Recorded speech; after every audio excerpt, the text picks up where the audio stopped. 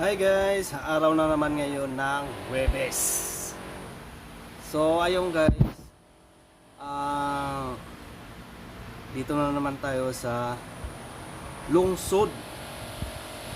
So ayun guys, papaliwanag ko yung lungsod. Tulad isang halimbawa yung Bicol Region.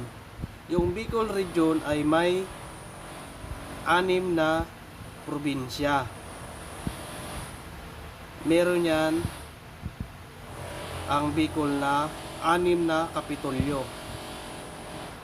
Tulad ng Camarines Sur, Camarines Norte, yan yung mga kapitolyo. Sorsogon, Albay, Catanduanes. Ang tawag naman dyan guys sa mga 6 na kapitolyo na yan yung probinsya. Halimbawa, Catanduanes Province, Sorsogon Province,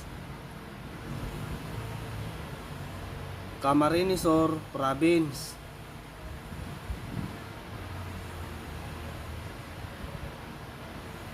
Camarines Norte Province. Yan. Tulad sa Catanduanes, ang kapitolyo niyan ay Birac. Ang municipality namin ay San Miguel.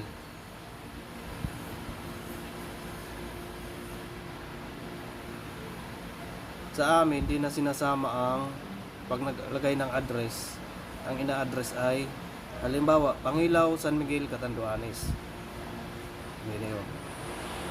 So ayun guys, thank you for watching and God bless you.